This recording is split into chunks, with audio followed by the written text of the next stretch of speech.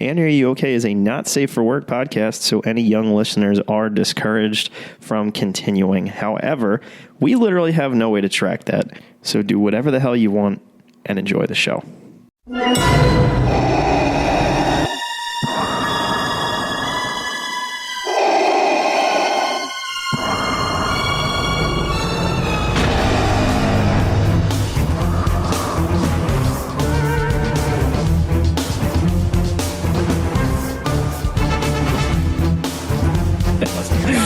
Nope, I got notes. Oh, you wrote stuff down. Yeah.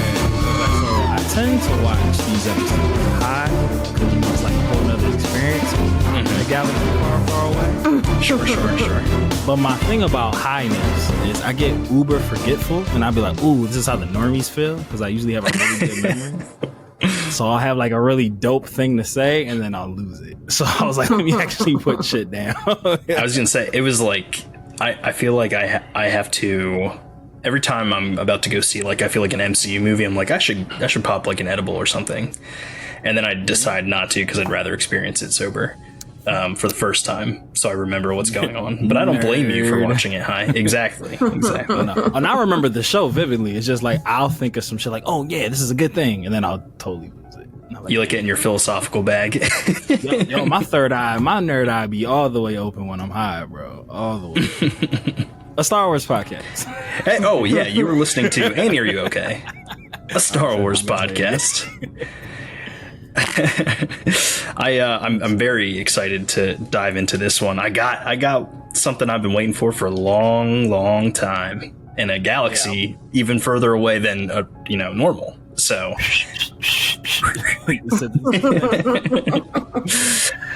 I am your host, Mikey, here with my partners in crime, Maddie Porter, Rogue One, checking in, and Ray, the Ruiner. You gotta whisper. The Ruiner. Here to, it's like Ricky Spanish. It's for everyone who's ever watched American Dad. But we're here to talk about Ahsoka, but before we do so, we are going to acknowledge the Writers Guild and the Screen Actors Guild for all of the good things that they are fighting for right now. We cannot have these shows without the many creators that are working on these things. Writers, actors, they're all a part of it, and they're right now striking and fighting for fair wages. And we are in solidarity with them, but due to the fact that we are not going to be joining those guilds, at least in the near future, or have plans to, we're going to be thriving in the chaos and bringing you as much content as possible, because we're very close to that drought that's going to hit. They better start negotiating soon, because there's not too much going on outside of this. It's getting close. So without further ado, I will drop a spoiler warning here as well for anyone who is not caught up on all of the canon content. It is all fair game. Plus, this show, while you could jump in and be enjoying it as a new viewer, you gotta kind of understand that spoilers are what kind of make this whole thing happen, this whole show. So drop that in there. But I guess I'll hyper dive into the plot synopsis so we can get talking about this thing. Ahsoka and Huyang discuss choices and the history of the galaxy as they make their way to Peridea, a galaxy far away. Morgan, Baylan, and Shin with a captive Sabine meet three Night Sisters on Peridea, the ancient home world of their clan with rings made of Purgle bones. The Night Sisters can smell Jedi and therefore have Sabine brought to a holding cell as she makes it abundantly clear that her and Baylan have a deal. Baylan and Shin discuss the nuances of folklore and the cycle of destruction as he sets his eye on something at the beginning so that he can bring an end to the cycle. Grand Admiral Thrawn arrives in his refurbished Star Destroyer, the Chimera. Thrawn allows Sabine to leave in her search for Ezra Bridger and is quick to utilize his new tools to get what he wants. Sabine encounters dangerous nomads that attempt to kill her as she searches for her long-lost friend. Thrawn makes it clear that their main objective is to make their way back to the known galaxy regardless of the fate of the Jedi. Sabine has a change of heart concerning her new furry companion as it takes her to a new lead. Sabine and her mount discover some wandering crab people who bear a symbol that resembles the rebels. Baylan and Shin attempt to track Sabine down as the two fallen Jedi discuss power that they believe the Night Sisters fear, a power that calls to Baylan. The crab people take Sabine in their village, where she is finally reunited with her friend Ezra Bridger. While the reunion is a happy one, there is an undercurrent of secrecy from Sabine and a danger on the horizon as we learn that the crabs must stay on the move to survive, and the witches tell Thrawn and Morgan that the thread of fate shows them a vision of Ahsoka, on her way as they prepare to face her. So, yeah, a lot happened in this episode. Yeah. It was. I was very happy. As always, I'm going to hand it off to you, and since she is being in particularly quiet, I'm going to ask Ray, what were some of your favorite moments from this episode? Hit us with it. What did you love? What did you not love? And we'll take it from there. Yeah, sorry. I've had a rough couple days, just not feeling great, but this episode was fucking awesome. I know everyone was like real scared that coming off of the high of last week, it wasn't going to be as good, but I felt like it was really good. And for the first 10 minutes, I was like, oh, Matt was right. Favorite moment. I feel like it's a cop-out to say Ezra, although that was pretty cool. And, I'm sure we'll talk about it, but hair props, I love the locks. I love the luscious locks. And I mean, obviously Thrawn, menacing as ever. I don't know. I think Sabine's, venture with whatever that animal is, and then running into the little, I guess, crabs is a better description. I don't know why I kept thinking they were like little turtles or something, but that whole scene was very reminiscent of, I think you said it, Mike, like Leia and the Ewoks. So yeah, Return of the Jedi. Nostalgic there, but like updated. Yeah, I mean, I feel like they look like hermit crabs. Yeah. That's the thing that they saw on the boardwalk. Yeah, the hermit crabs. Yeah. Although the whole time I saw them pop up on screen, all I could think of was the South Park episode where crab people. They look like crabs, but they talk like people. And Matt, we get South Park, we get Family Guy, we get American Dad, we get Jeremy, and Holocaust jokes every episode. It all happens here. You're good for describe the Rolodex that is Mike's whole brain. Yep. That's how it works. I just constantly flipping through them. Mm-hmm. But Matt, talk to us. Tell us what you loved about this episode. You said you took notes this time, so I'm excited to see what you got to say. Yeah. I won't jump the shark because I'm sure a lot of my notes are probably things that you're gonna bring up so organically. I love, my favorite thing, oddly enough, was like the Captain Stormtrooper's helmet, his Enoch. 300 Very Army cool. helmet. Yes. So many Halloween costumes are gonna be that. But that thing was dope. I also do like, because I know we were talking about that. For some reason, most of us, I'll probably say in the nerd and the Star Wars, assumed that Ezra and Thrawn were going to be on some abandoned planet, some desolate wasteland trying to survive, or whatever. But I do like the fact that his Star Destroyer was functioning. It was just that makes sense that, he teleported my man's whole ship and crew. So of course he would have been able to take advantage of that, wherever they're going to end up and stuff. And I don't know what all that gold shit is that's holding stuff together, but I like it. I like the colorway. Them Stormtrooper outfits were super, super dope. I will say one complaint that I did have about this new galaxy. I feel like they played it super safe. I feel like we could have gone way off the reservation. This essentially was a forgotten galaxy. It wasn't a new one. They were mentioning oh yeah, this has been around.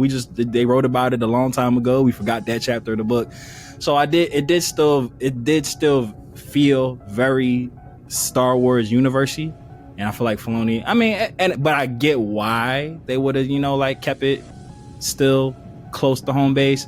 But I was a little disappointed that they were saying oh yeah, we've known about this place, just a lot of people forgot about it, or it turned into rumors and myths. So I was just it's galaxy far away, Jace.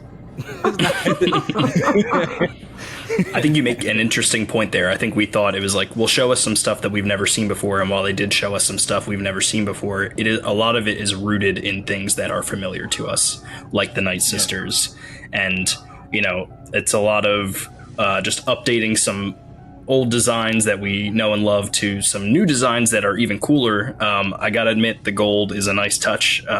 It was cool to see the Chimera kind of like refurbished with the gold plating on the Star Destroyer, but still have its like underbelly with the markings that are inspired by his Legends.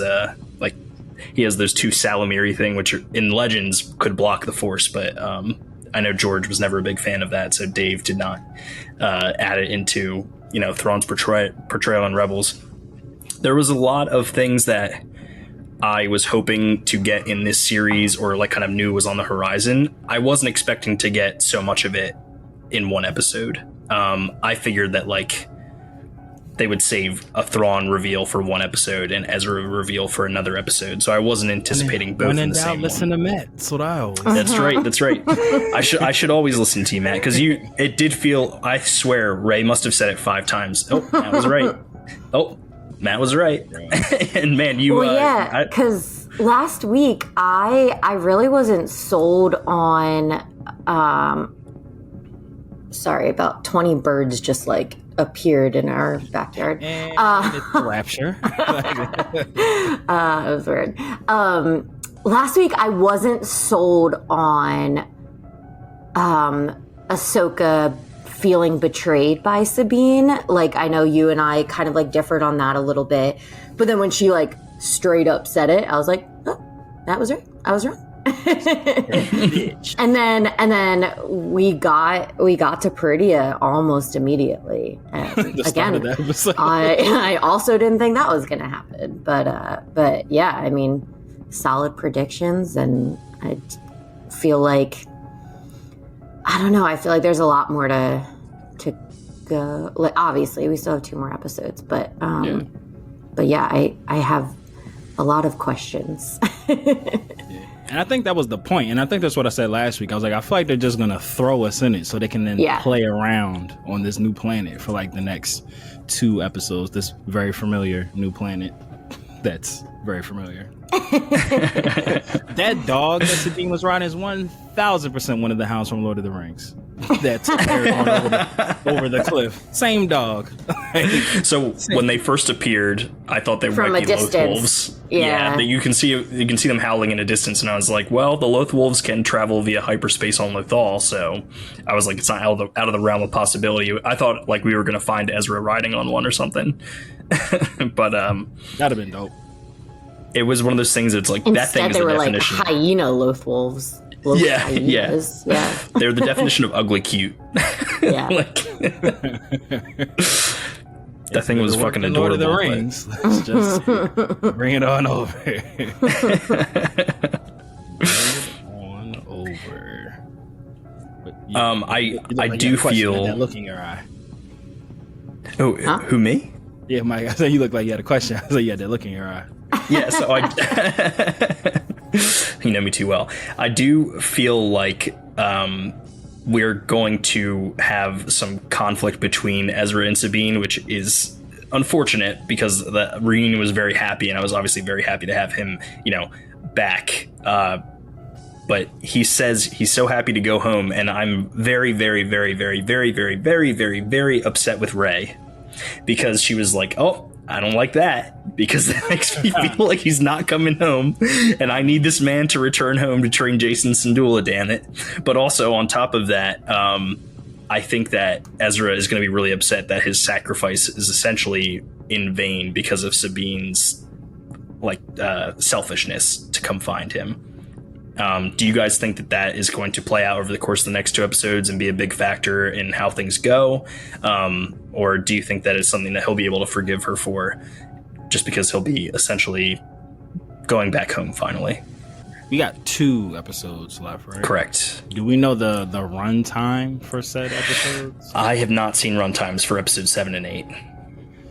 Yeah, I wouldn't even say I'm on the fence because that would imply either or side. But I don't know what their conflict's gonna be, but there's definitely gonna be some dissension in the ranks because we still have to address Ahsoka's feeling of betrayal with Sabine, And then like I would imagine her joy of seeing Ezra again and, you know, keeping her promise to him. He was like, you know, come find me and whatnot. And I wonder if that was like exactly just that, like, yo, come find me. Or I wonder if like he needed like to tell her something. If there's like more to like the come find me. I wonder if that's like a thing or not. But yeah, there's a lot to address. So I also would not be surprised if it's literally just like one tense conversation in a tent, like between the two, like, oh, like you should have left me, like he can get back now type time. Cause like there's so much that they have to like kind of cover. Cause we got like Balin's motives, we got Shin, we got the Night Sisters, we got so much stuff that I would imagine Filoni wouldn't have given us all if there wasn't going to get some type of like resolution or at least like answers to. So yeah, I don't know if that's going to be like a major plot point, like the distrust between, you know, Sabine and Ezra, cause how long has he been gone? Like he's been gone for like a really long 15 time, years, right? I think. Yeah. Maybe longer. I mean, they go through hyperspace at the end of Rebels, which is slightly before A New Hope. And this is at the very least 5 years after Return of the Jedi. So yeah. It's definitely around 15. I wouldn't be surprised if we get like that kind of standard, oh, you're not the person I remembered you being dynamic going on between the two, because they were like kids when they left each other. And a really quick aside, shout out to Dave Filoni. This is how you do a friendship brother and sister dynamic, not the incestual Rey Kylo Ren shit that they tried to get past this. There was no romantic connection between them two ever. Like, between Kylo Ren and Rey? And Rey, like ever. There was like no romantic connection. Thank you. Me and Mike argue about this all the time. I hate that they made that romantic. Hate it. That's literally no exaggeration. My least favorite thing that's happened in Star Wars, period. Like, oh my God. I fought against it for 7 and 8. I was like, nah, Mike. Like, it's more of like a brother sister deep friendship connection. It is definitely not romantic. You're wrong. You're wrong. And then Rise of Skywalker happened. I was like, fuck this shit. I was so mad. Yo, when they touched hands. That's like the Star Wars equivalent of fucking. When I tell you when they kissed before he faded away, I let out an audible "get the fuck out of here." Like, yo, get the fuck out of here. I think that's also my least favorite part. Yo, literally, like I hated that so much. It was just like Star Wars loves incest. Let's be real. That was yo. We've been saying for like at least the past decade, like Disney's always gonna find a way to Disney, and that was the most Disney shit I've ever seen in Star Wars. Like you did not need to have a romantic. Let Finn get his nut off. Like he was making the connection with Lando's maybe daughter. Let that be it. And why he throw Rose to the side like that? Like what's happening here? So many conflicting principles. Check it off the box. But I love the fact that they just let Sabine and Ezra be siblings. I just love that, like that's their friendship. Like I love the fact that it's always been about like finding her friend and feeling like she's been alone and missing her brother. I love that they've kept it at that. Yeah, it's so funny. Like, go ahead, Ray. I was gonna say it's also realistic that like in the very beginning of Rebels, like he obviously had a little crush on her. Exactly. Like they had just met, but like it never was weird. It was always just like, you know, he was like this like teenage kid, and then it very quickly, you know, dispersed, and it's like, nah, we're family. And I hope it fucking stays that way. I hope there's nothing that they fucking try to turn around, because I'll be real fucking mad.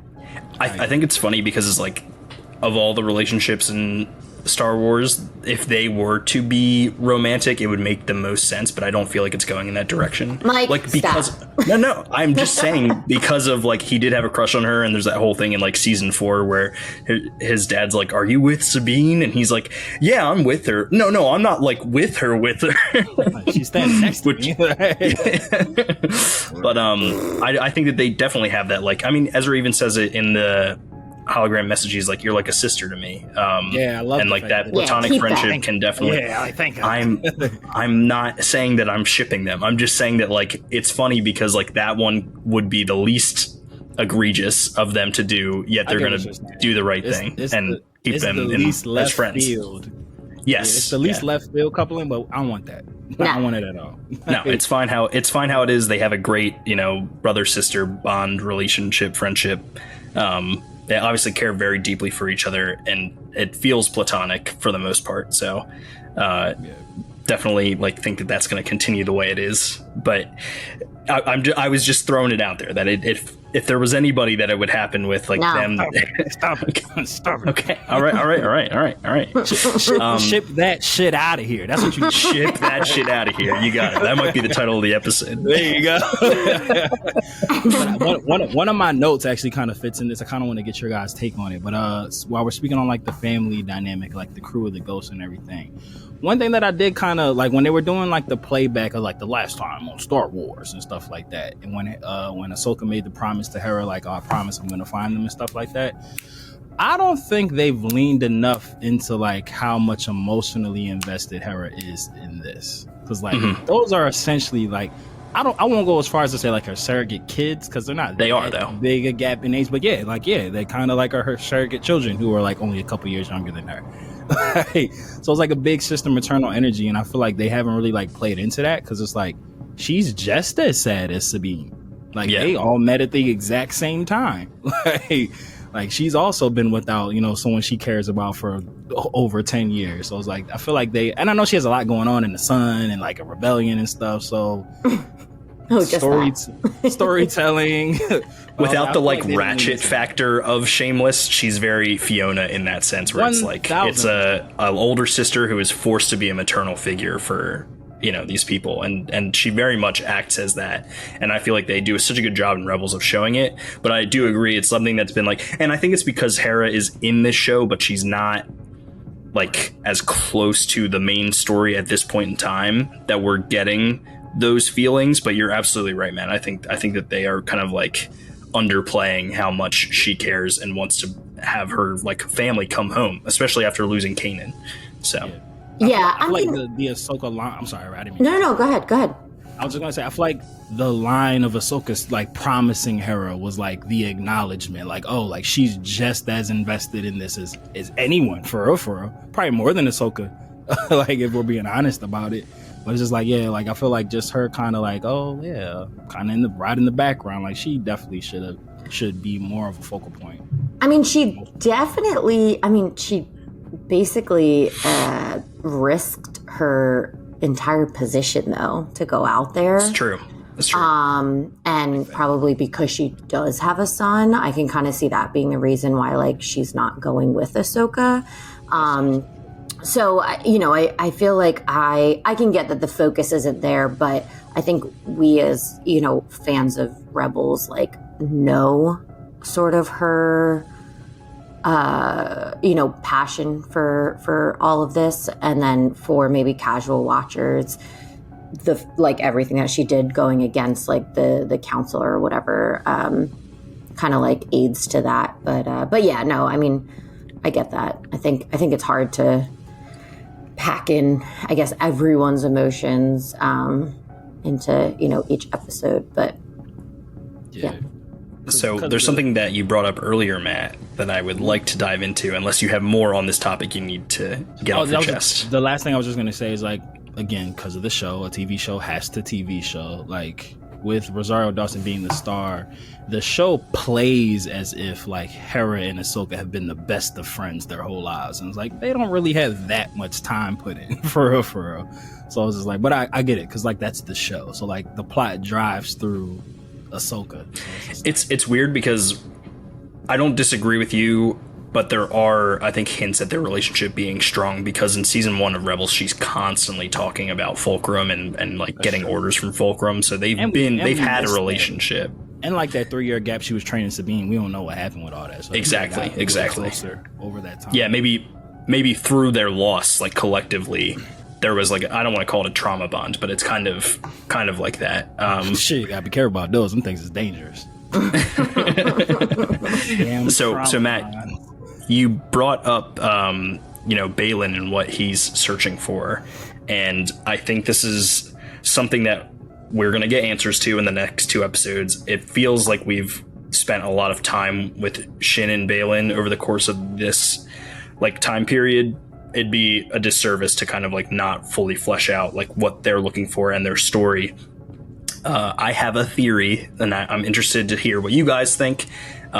He says the Night Sisters fear this power, and I think that there's been a lot of talk about, obviously, the world between worlds in this series, and I think everyone was maybe given, they totally bought into the red herring that was, quote unquote, the world between worlds in episode 5 of this season, where Ahsoka is, training with Anakin, learning that live or die lesson.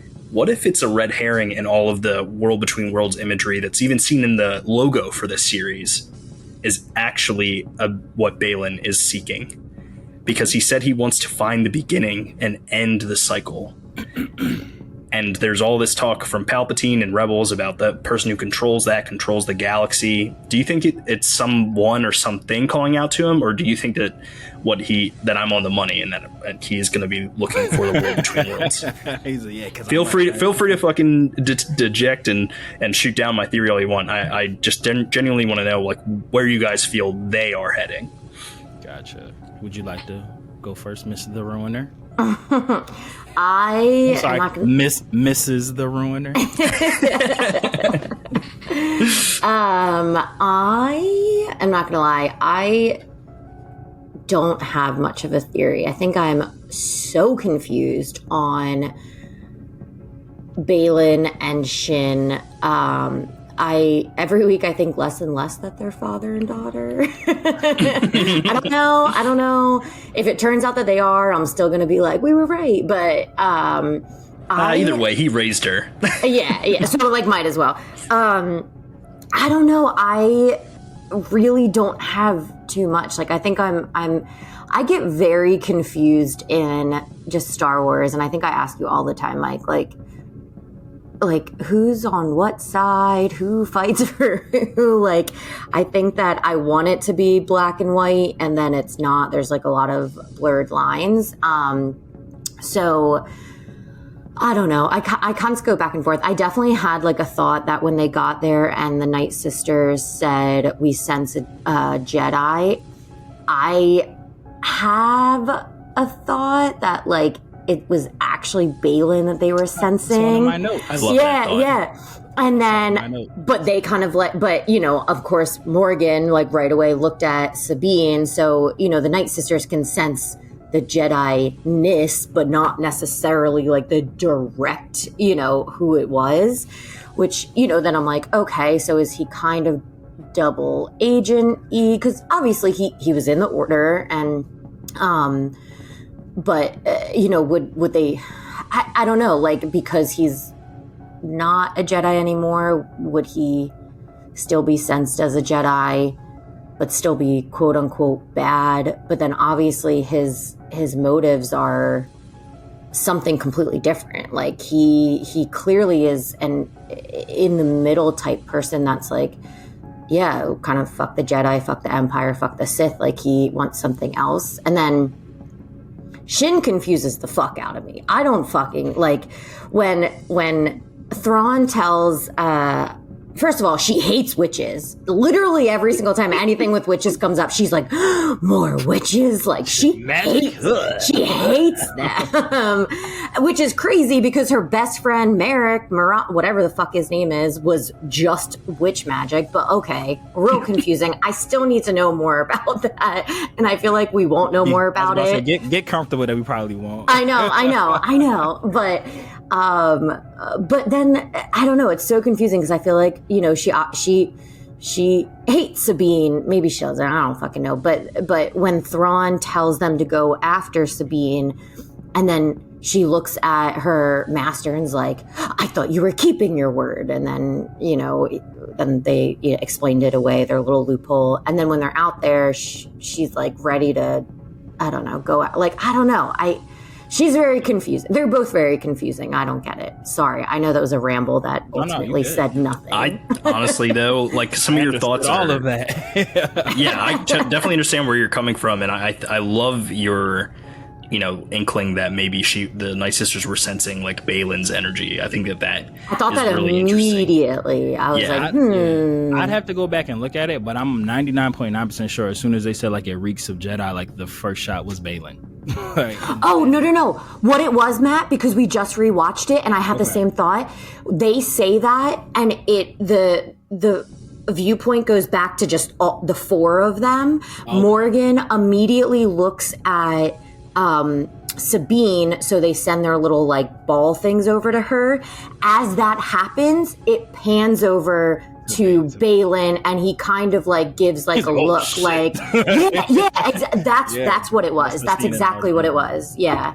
He's like, woo. Yeah, exactly. He's like, it worked. Like, all right, good shit. Yeah. You know what's funny? Shin was probably trying to look at Balin, but her cross-eyed thing. They were like, wait, who's she? All right, let's go with the girl. Oh, man.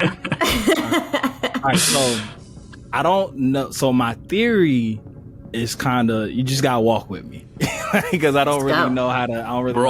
We're on Peridia. The path is yours, my friend. I appreciate y'all. So at first, I'm still on the train that Balin and Shin are father and daughter. That's still my bag. Really, matter of fact, quick aside. I feel like the way that they're going to explain Marok or Masmoke, as I will call him now, I feel like there's going to be some type of fight. One of them zombie stormtroopers is going to get killed, and it's going to be like the same shit happen. And I feel like that will be the explanation. It's just like, oh, it's Night Sister magic. Like, no, like nothing more than that. Or like maybe like, all of those soldiers are 100% resurrected by Night Sister magic. Yeah, absolutely. I disagree on all of them, but... Well, yeah, like a lot of them, like a big chunk. A lot. Well, yeah, I feel like that will be the explanation. Like, it won't be like, who was Marok? Why was he smoky? Like, it'll be like, they can bring back dead people and stick them in suits. Plus, it'll be really cool to see a bunch of stormtroopers kind of like evaporate into green dust. Let's be real. Yeah. Like, I wouldn't be surprised if it was like a scene where like Sabine and a stormtrooper are like tussling, and she like knocks one of their helmets off, and it's like zombie face. Yeah. No, my thing with that is I more want to understand like. Again, like Shin was devastated when he was like gone. But anyway, keep going. He was the only person that didn't care about her cross eyes. That's what it was. He accepted her for her. But all right, my original thought process for Balin, one, I think he's completely self-serving. I don't think he's trying to do anything to help the Jedi at all. My original thing was them being father and daughter. They were going to try to possibly have leverage the Night Sisters, like bring back Shin's mom. That was like my original thought process. But that conversation that they were having where he was talking about like breaking the wheel and everything doesn't seem like they're mourning the loss of a loved one. When he was just like, yeah, I raised you outside of the temple. So they seem locked in. They seem cool. All right. So again, I don't really know how to put this into like, oh, my theory is this. I'll just have to explain. You just got to walk. When he was having the conversation about, like breaking the wheel and wanting to end the cycle and like not wanting it to be like Jedi and Sith anymore because it's going to like keep rotating, which was 1000% ripped from Game of Thrones, but it's fine.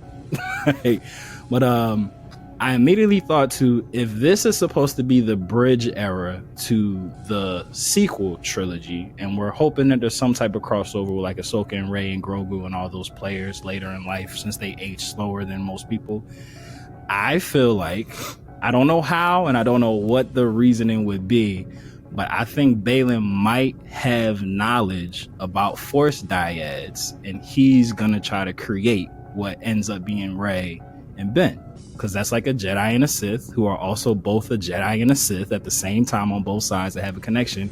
And Palpatine was talking about like, oh shit, Force dyads are super rare. It's like one of the strongest things in the world. And Ben and Rey essentially do break the wheel.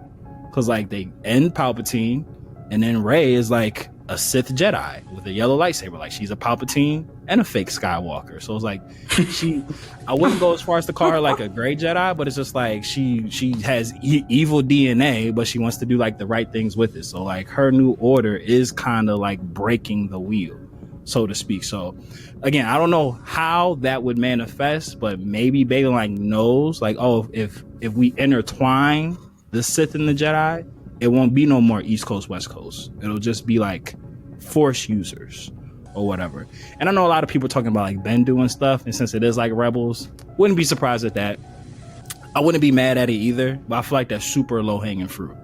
But when he was talking about breaking the wheel, like my immediate thought was like Palpatine's speech about like the Force dyads and everything. And again, Rey being a Palpatine but being trained by Jedi, she essentially is that embodiment. Like she's both sides of the coin. And her and Ben, who was a Jedi but taught by Siths, he was like the opposite side of that double stuffed Oreo, double entendre. Don't ask me how. Like maybe like those the ancient ways like have mentioned like stuff like that, like a Jedi and a Sith that are like intertwined and connected, that can be like bigger than the sums of both sides, which like Palpatine reference. But that's my super out there theory. Again, I don't know like how he would spring that into happening, but you know, Sheev created Anakin with midichlorians, aka sperm. So maybe like whatever that process is that was used to create Anakin out of nothing is like a more powerful version of that. Like, oh, I'm about to create two entities out of nothing that are meant to be conjoined to, you know, be bigger than all of this shit. But again, super out there, but that's just where my mind immediately went when they were having that conversation. Listen, you went off the reservation, but I don't hate it. I think it's interesting. Might be an interesting like way to have their characters like, I guess, quote unquote, disappear or like have a resolution that like has a ripple effect in the galaxy. And then maybe when it comes to that, we won't have to totally worry about, you know, where Baylan and Shin are in live action and get it resolved elsewhere. So we don't have to recast Ray Stevenson, who's been killing it, by the way. Like he didn't die like during the show, right? No, it was after. Yeah. All right, cool. Yeah. Cool. Because yeah, I don't. Unfortunately, art imitating life. I don't see how he makes it out of this show. Like, because it's like I feel like they're both formidable enough that it's like one of those "where have you been" type of things. Mm-hmm. But we got the movie coming up. They might survive. But damn, no, because he wouldn't be able to be in it. Shit, I don't know. I know. Well, they could recast him. True. You know, or they might have like unused footage that they could somehow cap in there. Yeah, I don't know. I doubt that. I didn't work too well with Leia, so. Yeah, I wasn't crazy big fan of that in Rise of Skywalker, but I mean, they probably have already thought about it and have some sort of contingency in place. And if they do ultimately need to recast, it's like, it's really not the end of the world. Right. You know, it'll be weird to adjust to, but you just got to hope that the person that gets the torch passed to them does as good a job as Rey has, and he really has killed it. Who would I get? Like, I know this is probably something that we'd have to think about. Maybe we could circle back and come back, but like, yeah. I just said I've had two people who have, one was suggested to me, one that I saw myself. I think Gerard Butler could be good. Ooh, that's a great answer. I like it. And Rey's dad mentioned to me that he thinks Liev Schreiber could be good, and I also think that would be a very good pick. I don't know. What's he look like now? I feel like he always looks super young. Liev?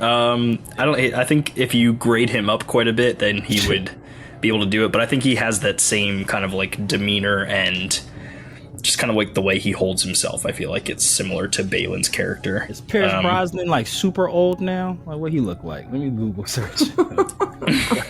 Like for like tonality wise, they have like the same vocal pattern. Speaking cadence. Yeah, exactly.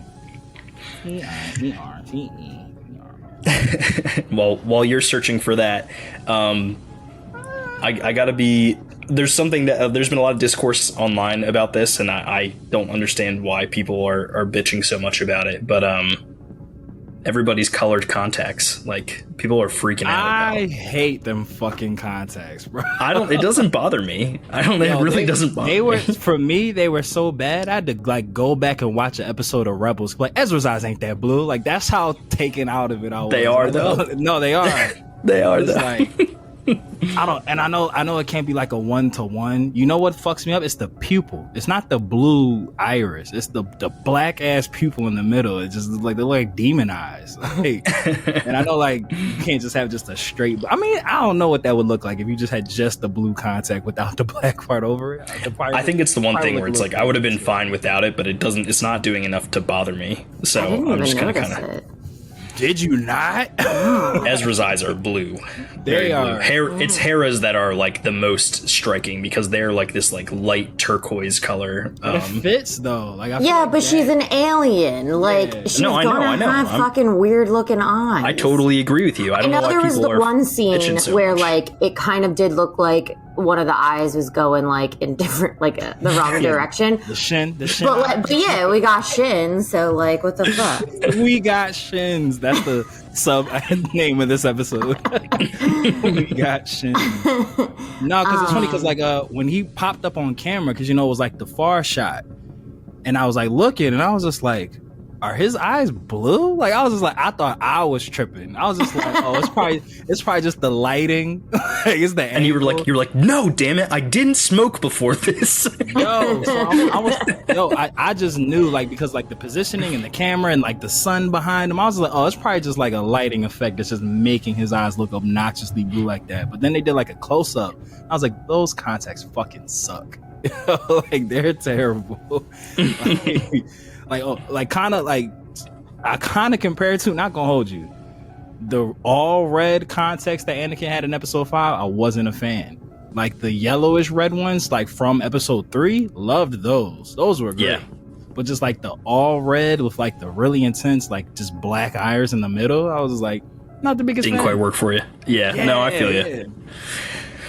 Well, there's one other thing that kind of like came out throughout like watching and just kind of like thinking over the course of the days since we've watched, and even in my rewatch I was like, it's been really sticking in my head when Thrawn gets revealed and he's walking through his troopers and they are chanting Thrawn, Thrawn, Thrawn, but they're saying other things as well, and I have a feeling that the troopers who are not undead might be Chiss, because they're definitely speaking Chiss. Having like if you, it's Thrawn's like that's what species he is. Oh, gotcha. And in the Thrawn books, like the language that they speak is like very hard for people in like the known galaxy to understand because they exist in the unknown regions. And I think if this planet is connected to the Night Sisters and he has such a strong connection with the Night Sisters, I don't think it's out of the realm of possibility that the Chiss might have like some sort of connection to Peridia or like just that galaxy itself. We're just not aware of it at this point in like from a narrative standpoint. So because they were speaking that language, I feel like it makes sense for it to be some of them be Chiss, some of them be undead. Maybe a handful of them happen to be stormtroopers who survived the trip.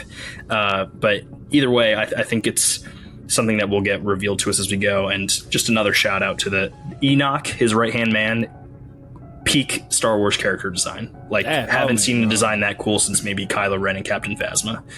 That helmet was next level. I was like, I like that thing a lot. That thing is dope. It's super dope. But Mikey, with you, like to the zombie stormtroopers, I also assumed that it was just the crew that was on the ship when it got sent. Like on whether they're alive, dead. I do think it might be a mix. I also like how their shit's like kind of like kept together by like Night Sister scarves. I thought that was cool too.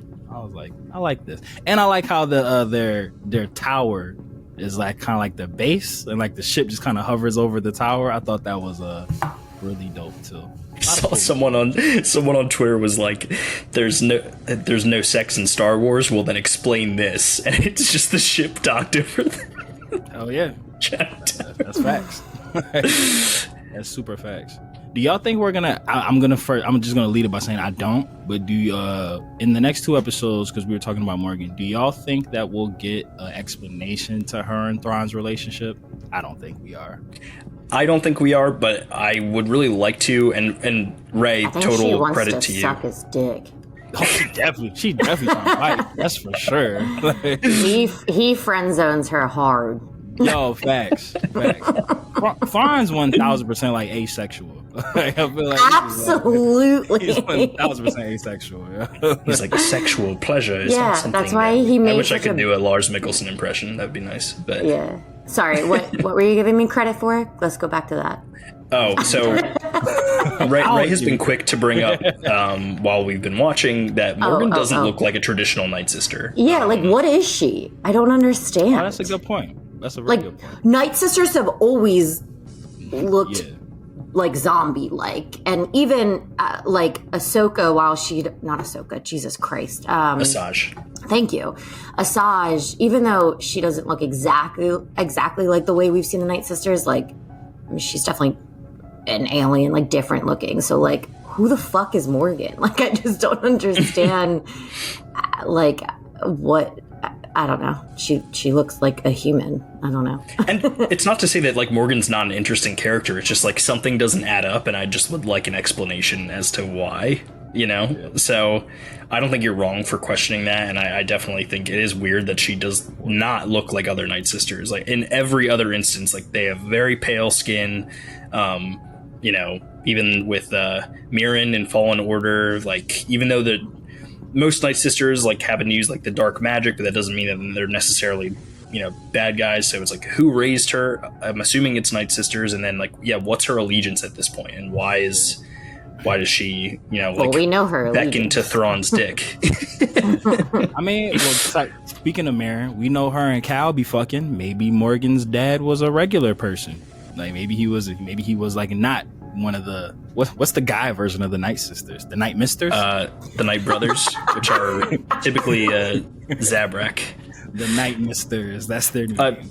I mean, Maul was a Night Brother. I was gonna say it's Maul's species, right? Maul's people. Yeah.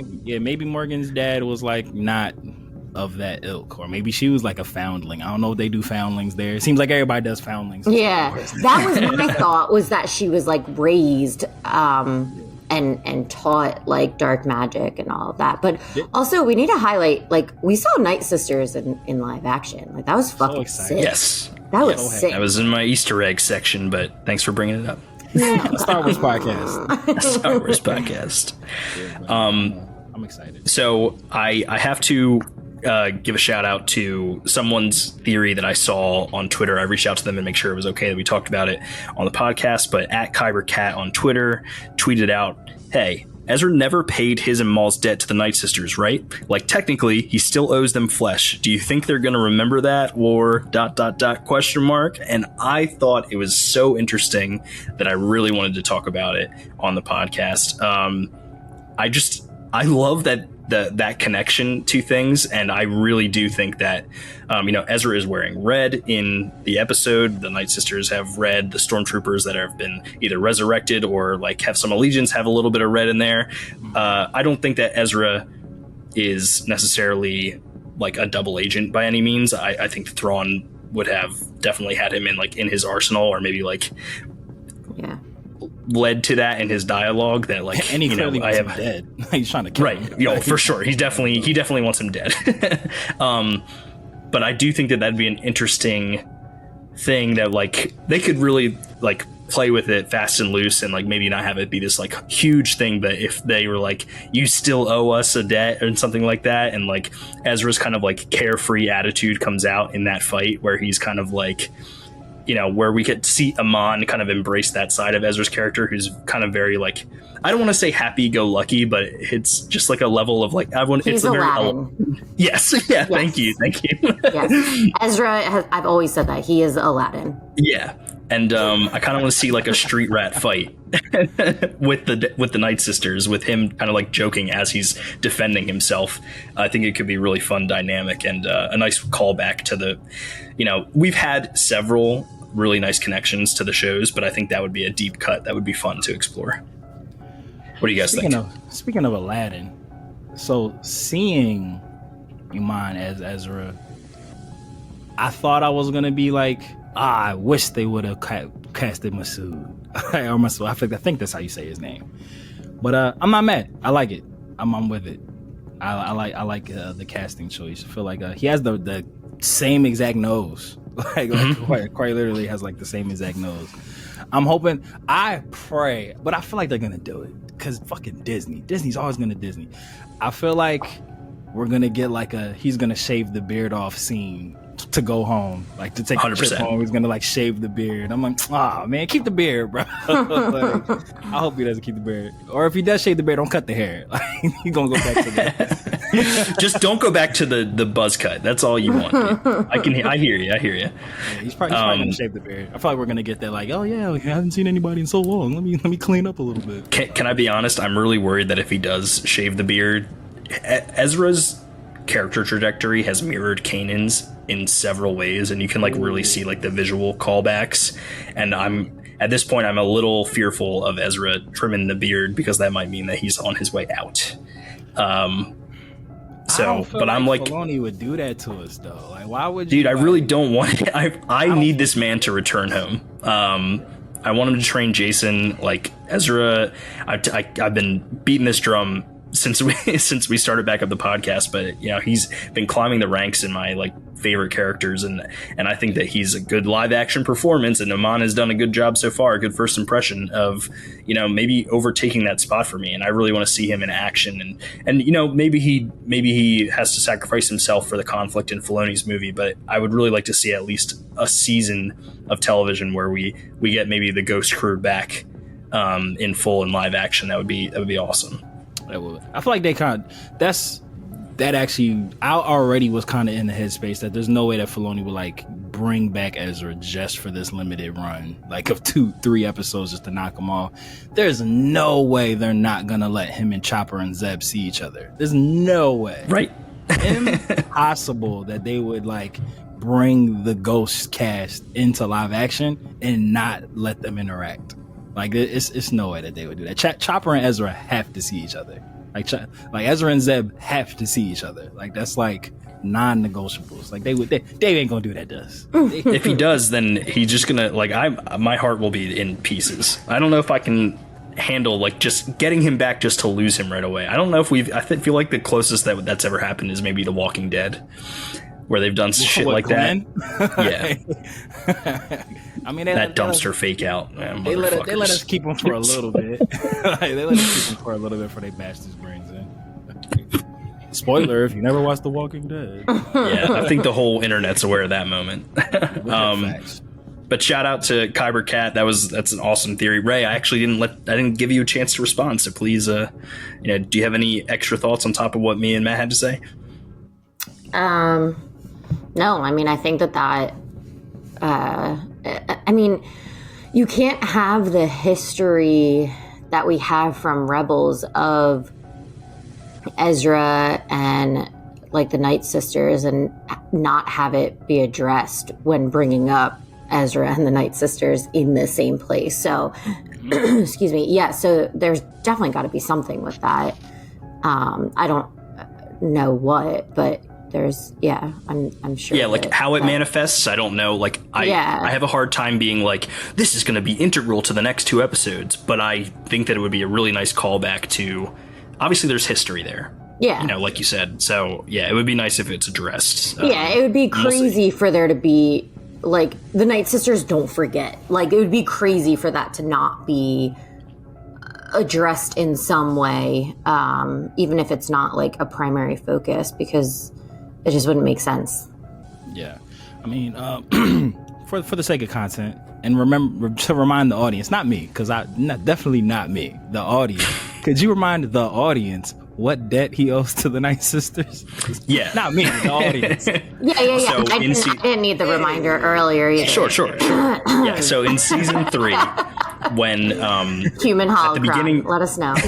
Yeah. Not for us, for the audience, not for us. Speaking of holocrons, in season 3, Maul and Ezra merge a Sith holocron and a Jedi holocron to give themselves a vision. However, the vision is incomplete. So later in the season, Maul grabs Ezra to bring him to Dathomir so that they can complete their vision.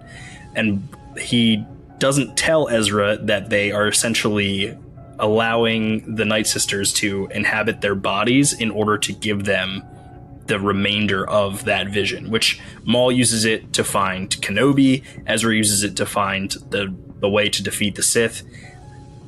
Neither of them like really see their vision through completely, but the Night Sisters like emerge from a tomb and essentially start trying to possess everyone's bodies. Sabine gets possessed for a little bit, Kanan gets possessed for a little bit, Maul escapes, and Ezra is left to kind of, you know, fend them off to save his friends, but the debt is never paid. So for the audience who maybe, you know, having more casual viewing experience, or the audience, not Matt and Ray. Definitely the audience. That is the debt that is owed. And I think they can be very tongue-in-cheek with it. I'd love to see that as opposed to it being like this massive thing where Ezra ends up being made into some sort of antagonist or used against our protagonists. But we will see. So... Correct me if I'm wrong, if my memory is jilted a bit, but when they did, because I remember when they merged the holocrons, didn't Ezra have Maul's vision and Maul had Ezra's vision? Correct. They had pieces of each other's. They didn't get their whole vision together. Is that how Maul knew that Anakin was going to turn into Darth Vader? Because remember in Clone Wars, like he tried to warn Ahsoka, like, oh no, so that is later in the timeline, the holocron merging. Maul is aware of Anakin turning to Vader through visions of the Force during the Clone Wars. Yeah. So, same character, definitely had visions of it happening. But when in the beginning of season 3, when they like break away after the holocrons stop doing their thing, Maul is like, he lives. So he knows Kenobi's alive in that moment, but he doesn't know where. And Ezra knows where he is, but he doesn't know that Kenobi is like quote unquote the key. And the only reason Kenobi's the key is because he puts Luke in position to fulfill his destiny, I guess. For a limited run. Which is helping him, redeem his father. So a very backwards ass way of being like, yeah, this is the way. Luke fixed the problem for all of 20 something years. It started over again. Yeah, so I don't have much more to go through, but I do want to hand it off to you guys before I dive into the Easter eggs. Anything you guys want to talk about before we move on?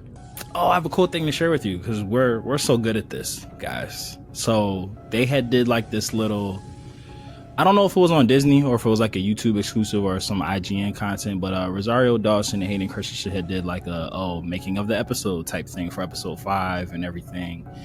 And Rosario directly commented on something that we talked about last week when we were saying like, oh, like since when is Ahsoka this doubtful person? Like she's always like this stoic person. Like when she having this internal conflict?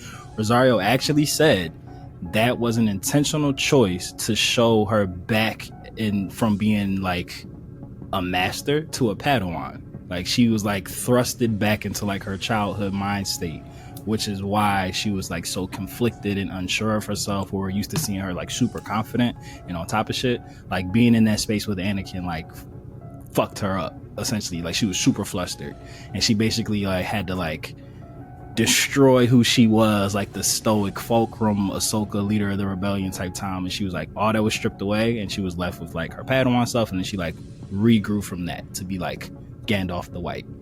So we called that.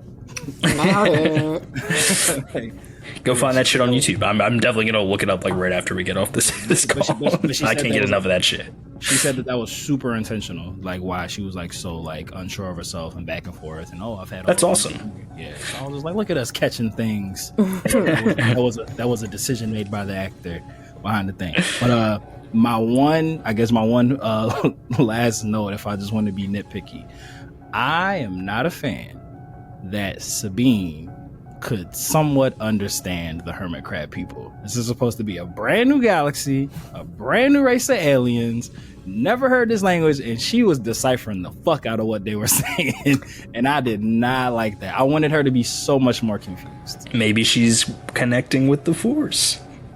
Don't do it.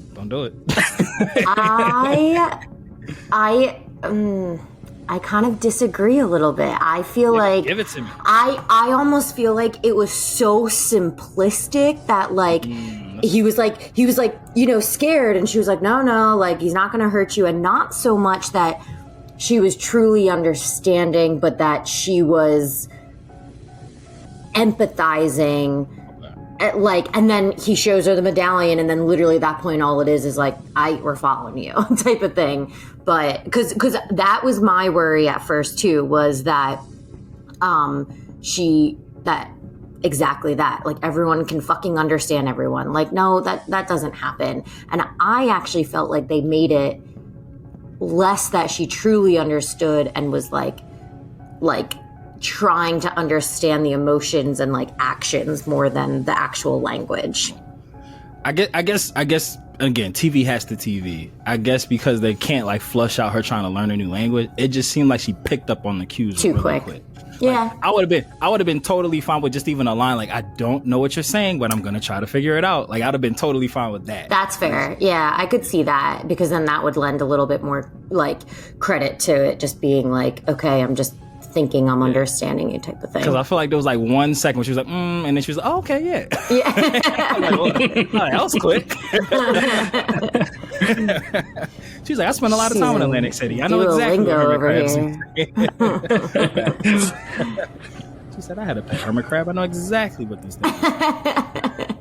You look just like my pet. Even the dog. Like, she understood the dog. Well, she did pick up the Dota thing from Enoch as like, that's down, I guess, right. The thing. But I love that guy. I hope he makes it out okay. I hope he travels back with them.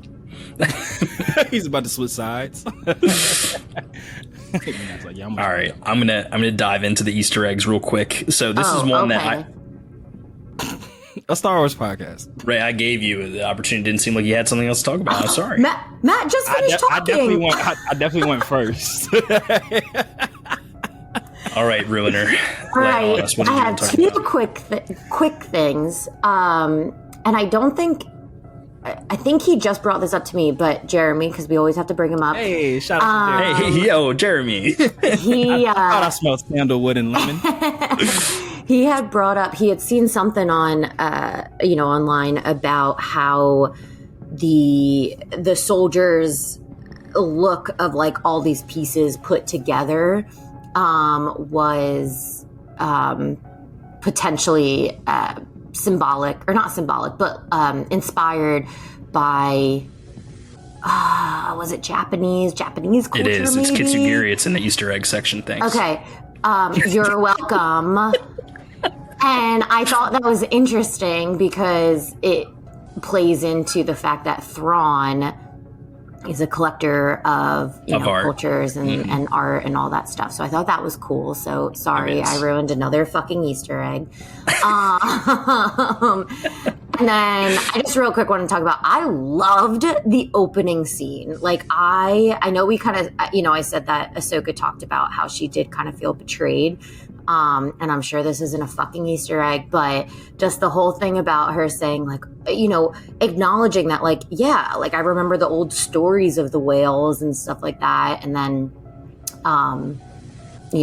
the way that the story started, which, right. To go into your Easter eggs, here's your transition. No. I'm really glad that you cut me off, because of the fact that we didn't address the title of the episode, Far, Far Away. And I like that, to me, was so on the nose. But in the best way possible. It's like it was very meta, but I was a big fan of it, and it's really, there was like a bunch of clips of people, like I guess at Star Wars Celebration a couple years ago, and people were like, "Where's Ezra? Where's Ezra?" And Dave Filoni responded, "He's far, far away." And for that to pay off as the episode of the title where he makes his return, I think was amazing. So fuck me, right? Thank you, Ray, for bringing up those last two pieces before I go into the next. I have one more thing. A Star Wars podcast. I hope it's on your list. No, you can't do it, Mike. Yeah, you're not allowed to say right. it. Stop trying to make fetch happen. I get bullied here. You're not wearing gray. You can't sit with us. I'm wearing red for the Night Sisters, bruh. You're a night mister. You night mister. I'm a night mister. Ezra's wearing red too. So I am a big fan of logic in entertainment. Like sometimes the most simplistic explanations are the best explanations. I love the fact that the reason that you can't find Terabithia is because the Purgles go there to die. So it's just like, yes. I loved that. Like, it's just like, oh yeah, like it's a one-way trip every single time. Of course nobody knows how to get there. I thought that was, and then like the bone dusty ring. The planetary rings being bones, that was a really nice touch. Cause I was like, oh, they in Saturn? I was like, have we seen rings? In the Milky Way? They come to our galaxy? Shit. That's crazy. Yeah, which I knew it was gonna Marvel crossover. I knew it. which made me question actually, like, you know, how feasible is it that the Purgle that Ahsoka's in is going there? Because like That one was big as shit. what Probably was is. he going there to die? Like, or would he be going somewhere else? You know, hyperspacing somewhere else? Because I don't know, how would they know that he was getting ready to die? Right. But I guess we'll she find out did- next she week. Did, she did say she has no idea where they're about to end up. Exactly. Yeah, that's true. Like, I have no idea. It'd be wild if she just showed up somewhere completely different. So, yo, that would be hilarious. Yeah. Or like they play it like she's on the same planet. like Yeah. like congruent storylines, and Because who knows? Maybe the Jedi that they sensed was coming towards them was not Ahsoka. That'd be crazy. Yeah. That'd be dope. That would be wild. I think the only other option at this point in the time Who's would be who's still Luke. alive? Yeah, it would be Luke. Yeah. Good old, you know, Mark. He always, oh yeah, you need me? I got you. Come on. Disney's gonna Disney. Disney's gonna do it every fucking time. Grogu's on his way. Grogu. Oh yeah, I do want to address fan theory real quick that's been like circulating around. A lot of people think that the Purgle that Grogu sees in Mando season 3 is the one that Ahsoka is traveling in, and that's like a crossover in the timeline. Some like super in-depth people took a look at the star map, and like the paths are not congruent. So the Purgle that Grogu sees is not. Yeah, I know that's wild. If they Literally don't retcon it for remember that to him be. seeing a Purgle. Yeah, when they were hyperspacing in his new shit. Oh, yeah. Yeah. I forgot. So you saw like the silhouette. Yes. Yeah, you saw like the silhouette. Yeah. Yeah, I forgot that. So, It was Anyways, as we go like to for say it, here, Mikey. do you have any Easter eggs left? I have a lot. Hey, let's- So Just this is doing one the that job for you. should have this should have come up in previous Star Wars weeks, podcast. but thank you, Matt. The Eye of Sion's viewport is literally shaped like an eye. That's why it's called. That's why it's called the Eye of Sion. But which like is, it looks, it's like, literally an eye. Like Yeah, it has cool like the looking. pupil and like another circle thing. Like it's an eye, which is Oh, does it really? I don't know Like how in we the didn't middle? catch it. It was like a Yeah. thing in the middle. Oh, I thought it was just a ring. yeah. yeah. So Well, there we go. keep your eyes out for that if you haven't seen it. Hey, but it's double there. entendre, But, don't ask them why. All right. Several statues depicting Night Sisters erect from the ground, similar to markings in the planet where they find the map. I literally just wanted to say erect. That's why that's I in was there. about to say, huh? Three witches trope is present, referencing most notably Macbeth, but this is also like Hocus Pocus and fucking Hercules at three Charm. witches. The charm. There you go. The pillar they stand on is very similar to the area at the chart, like where they chart the trajectory to Cetas, or from Cetas to Peridia. Like it's almost an exact like same structure. You can hear an organ play when Thrawn arrives, but his theme from Rebels is not played. So they used obviously the same instruments for what his theme is, and I wonder if we'll maybe like get it in the next episode, or maybe in the finale when he's. You know, I feel like this has potential to be very Empire Strikes Back, where like the bad guys win at the end of this season. So I guess we'll find out. But he has a very distinct theme, and it is not played when he shows up. Thrawn's forces utilize Japanese arts type kitsugiri, where you take gold to mend broken pieces of art back together. That Rachel's is what like, Ray was referencing, thanks to Jeremy's suggestion. That's actually not the first time it's been used in Star Wars. It was used in Rise of Skywalker. Kylo Ren has his mask put together a la kitsugiri, but with red He took stuff. that helmet to Pottery Barn and put it back together. Witches using a thread to tell a future is also another trope in storytelling. Ray pointed out to me, very notably used in Hercules. And they mentioned two threads, the thread of fate and the thread of destiny. We'll see how that plays out, if they're the same thing. I feel like it's the same thing. You could look, Disney gonna bring out them rusty ass scissors. Watch. Watch. So this one, not found by me. And I really wish I had grabbed credit for who did find it, but the symbols on the Dathmiri temple that are behind Thrawn and Morgan are Zepho symbols from Jedi Fallen Order turned like 90 degrees to the right. Yep.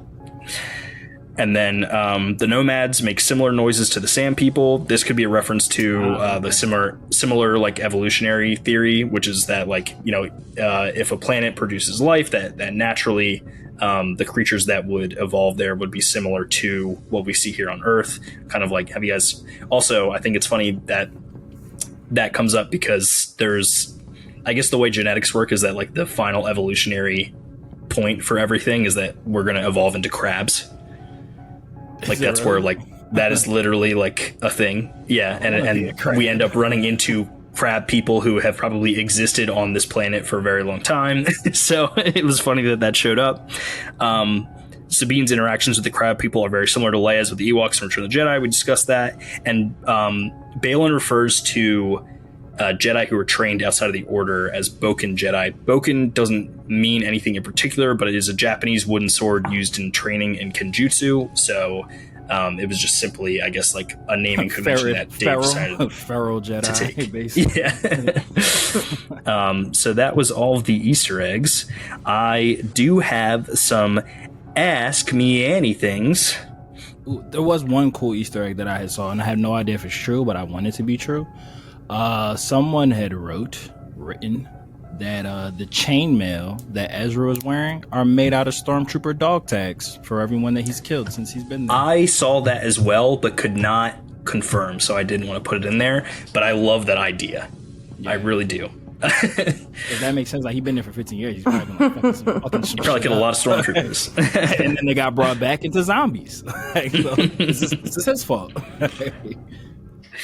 All right, well, we're gonna go right into the segment. Ask Me Anything. Star Wars podcast. A Star Wars podcast. Thank you, Matt. This one is comes from a good friend of ours, Maddie Heckman. And I just have to put a little disclaimer on this that, Matt, this question isn't exactly for you, but I would like to hear, your answer. Also, this is the point in the podcast where Rachel's dad should probably stop listening, or if he continues to listen, then he should definitely know that he already gave me permission to marry his daughter, so he has to live with the consequences. But Maddie asks, have you and Rachel ever role-played Star Wars in bed?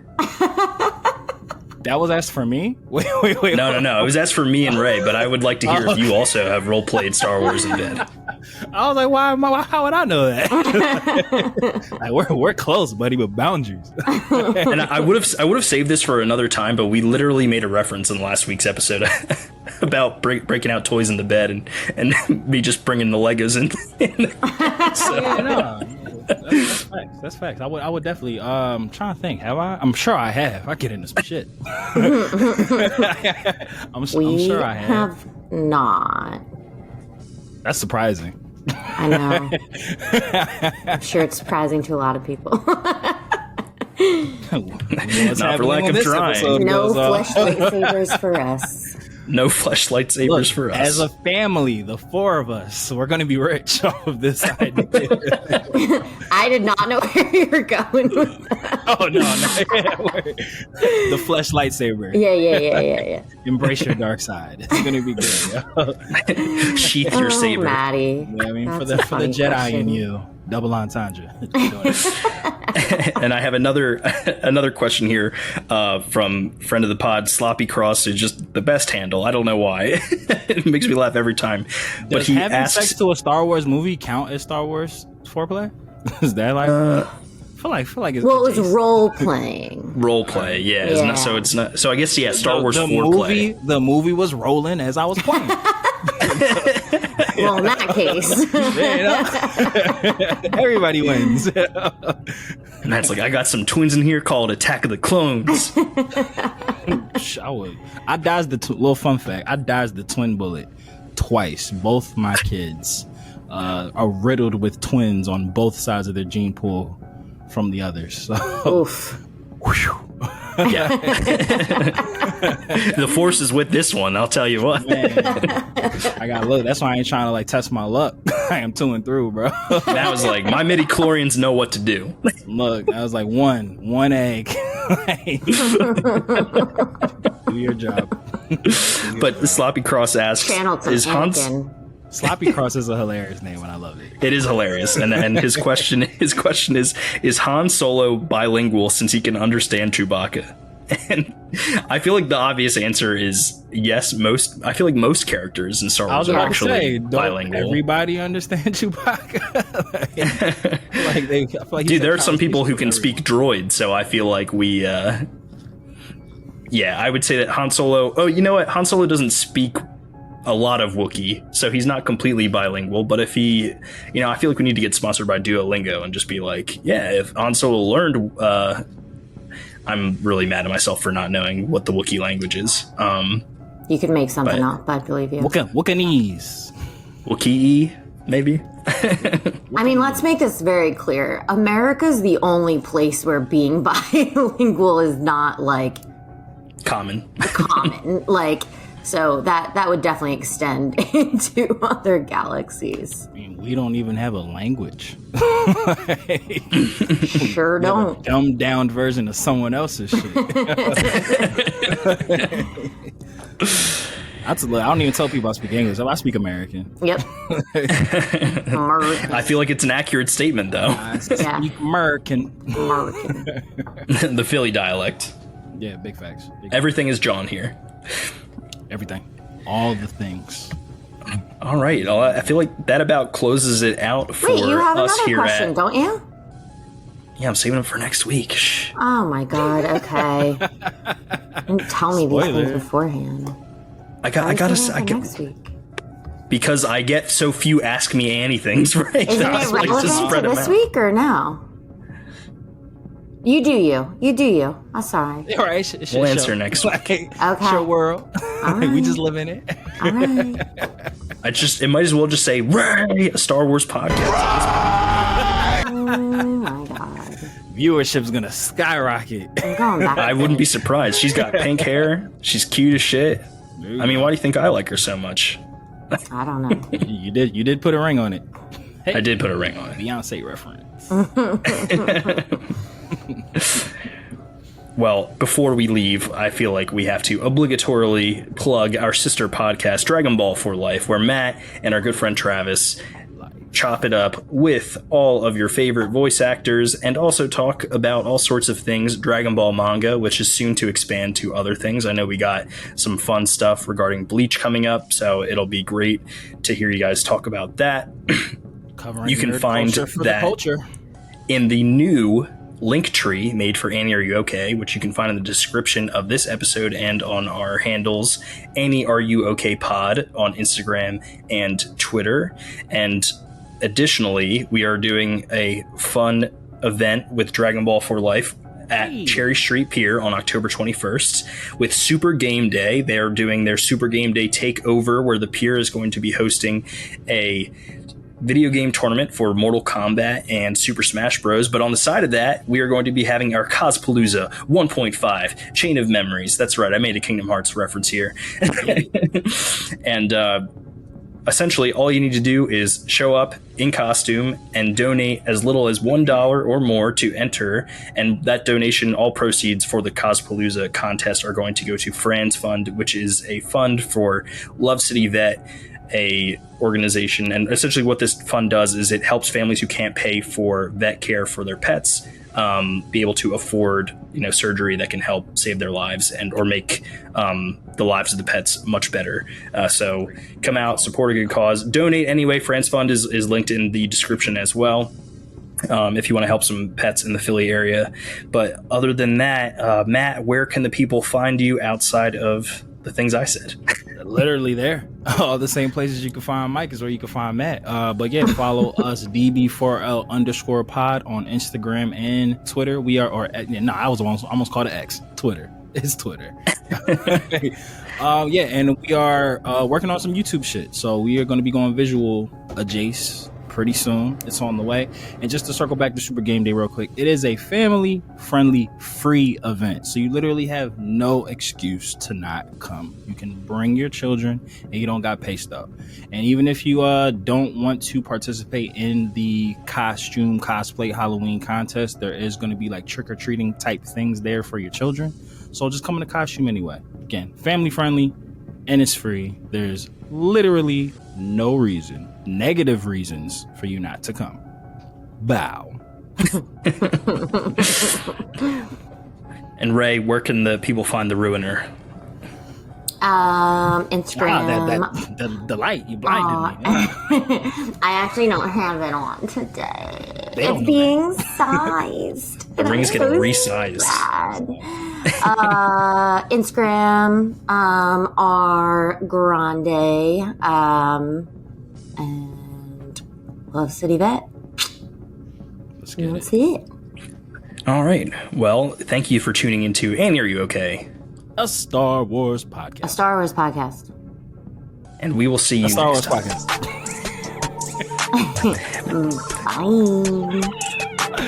Bye. See you later, folks.